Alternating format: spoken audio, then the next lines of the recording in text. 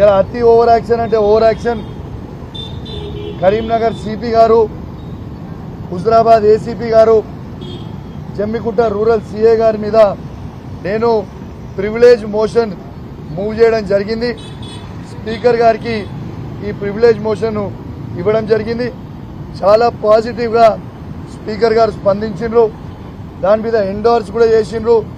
ఖచ్చితంగా దీన్ని వెంటనే ఫైల్ పుటప్ చేయండి, వారి మీద సీరియస్ యాక్షన్ ఉంటుంది అని స్పీకర్ గారు చాలా సానుకూలంగా స్పందించినని చెప్పి కూడా ఈ సందర్భంగా తెలియజేస్తా ఉన్నాను. ఎటు పరిస్థితిలో ఈ ఆఫీసర్లని వదిలిపెట్టే ప్రసక్తే లేదు. న్యాయం జరిగే వరకు వదిలిపెట్టగాక పెట్టను. మీరేదో మీరు ఆఫీసర్, మేము ప్రజాప్రతినిధులము, మీరు ఎంప్లాయీస్, మేము ప్రజాప్రతినిధులము. అంటే మాకు ప్రజలు ఓటేస్తే మేము ఎన్నికైనాం. ఎంత దారుణమైన పరిస్థితి అంటే చెప్పాలంటే చాలా బాధ అనిపిస్తూ ఉంది. ఎంత దారుణంగా బిహేవ్ చేశారు. నిన్న నా సొంత గ్రామం హుజరాబాద్ నియోజకవర్గం శాసనసభ్యుని నేను. నా సొంత గ్రామం వీణవంక గ్రామం, నా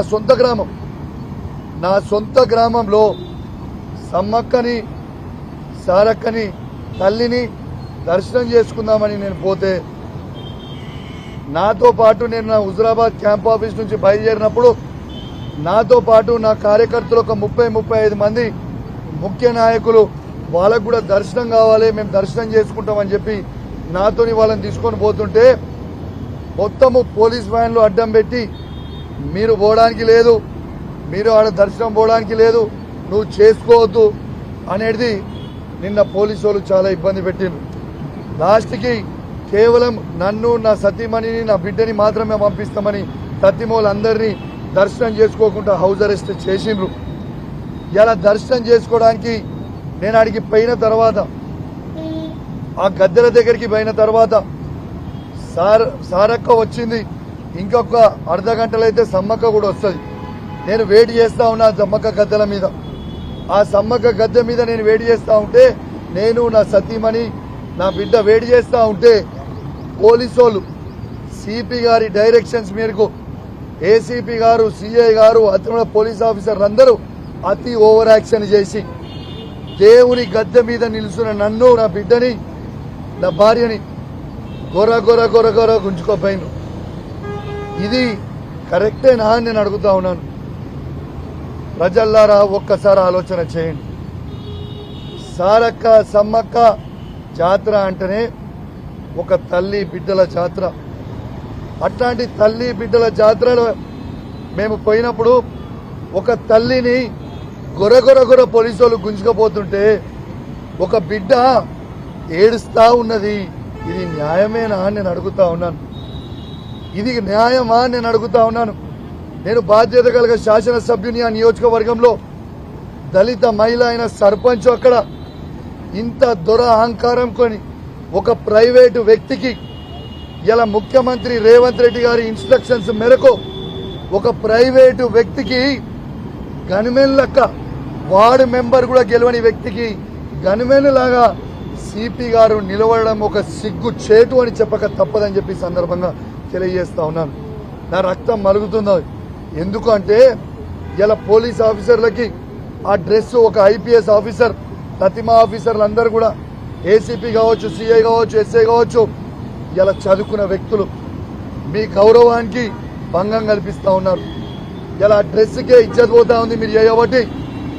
ఇలా మీరు ఎస్కాటు పైలట్ ఏమని ఇస్తే ఒక కేంద్ర మంత్రికి ఇయ్యండి, ఒక మంత్రికి ఇవ్వండి, ఒక ఎంపీకి ఇవ్వండి, ఒక ఎమ్మెల్యేకి ఇవ్వండి. అయినా వార్డు మెంబర్ కాని వ్యక్తికి కూడా గన్మెన్ లెక్క నిలుసొని నడవడం అనేది ఎంతవరకు కరెక్ట్ అని నేను అడుగుతా ఉన్నాను. అయినా సమ్మక్క సారక్క జాతరకి పోయే అధికారం నాకు లేదా? నేను దండం పెట్టుకునే అధికారం నాకు లేదా?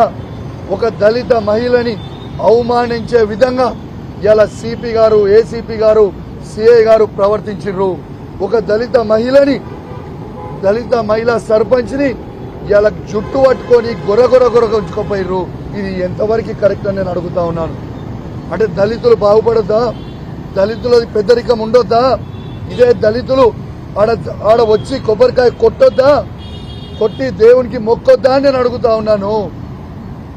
ప్రజల్లారా ఆలోచన చేయండి.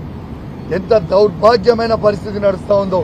రేవంత్ రెడ్డి గారు ఆ రోజు అన్నారు, రేవంత్ రెడ్డి గారిని గొర్రె గుంజుకపోయినా మరి ఇవాళ రేవంత్ రెడ్డి గారు మరి నువ్వు మీ అధికారులకి ఏం ఆదేశిస్తా ఉన్నావు అని చెప్తా ఉన్నాను. నేను గ్యారంటీగా చెప్తా ఉన్నాను, రేవంత్ రెడ్డి గారు కాసుకోండి. మీరు ఎంత హరాస్మెంట్ అని చేసినా నేను మిమ్మల్ని వదిలిపెట్టను, ఆ పోలీస్ ఆఫీసర్లను కూడా వదిలిపెట్టను. ఇది నా మాట అని చెప్పి ఈ సందర్భంగా మీ అందరు కూడా మీ ద్వారా వాళ్ళని హెచ్చరిస్తా ఉన్నాను. ఇలా నేను చెప్తా ఉన్నాను, ఈ ఓవర్ యాక్షన్ చేసిన పోలీసు వాళ్ళని ఖచ్చితంగా ఇలా ప్రివిలేజ్ మోషన్ మూవ్ చేసిన ఇలా మా మహిళా సర్పంచ్ గారు ఇలా పోలీస్ స్టేషన్ లో ఎస్సీ ఎస్టీ కేసు ఇలా వాళ్ళ మీద పిటిషన్ సిపి గారి మీద, ఏసీపీ గారి మీద, సిఐ గారి మీద ఇవ్వడం జరిగింది. ఎంత దారుణం అంటే ఇలా మా సర్పంచ్ గారు కూడా ఆడ పిటిషన్ ఇవ్వనికపోతే రిసీవ్డ్ కాపీ ఇస్తలేరు. రిసీవ్డ్ కాపీ ఇదా మీ పరిస్థితి అని నేను అడుగుతా ఉన్నాను. ఇలా రిసీవ్డ్ కాపీ ఇస్తలేను. ఖచ్చితంగా చెప్తా ఉన్నా, రేపు ఎస్సీ కమిషన్ కూడా రేపు ఖచ్చితంగా దళిత మహిళను తీసుకొని పోతాం. ఇలా ఎస్సీ కమిషన్ పోతాం, రేపు హ్యూమన్ రైట్స్ కూడా పోతాం. ఖచ్చితంగా దీన్ని ఇచ్చిపెట్టే ప్రసక్తే ఉండదు. నేను ఒకటే అడుగుతా ఉన్నాను, నేను రాజకీయాల్లో ఉన్నా, నేను బాధ్యత కలిగిన శాసనసభ్యుడిగా. నా భార్య బిడ్డ ఏమి చేసిండ్రని గొర్రె గించుకొచ్చిర్రు. నా బిడ్డ 14 ఏళ్ల చిన్న పిల్ల దేవుని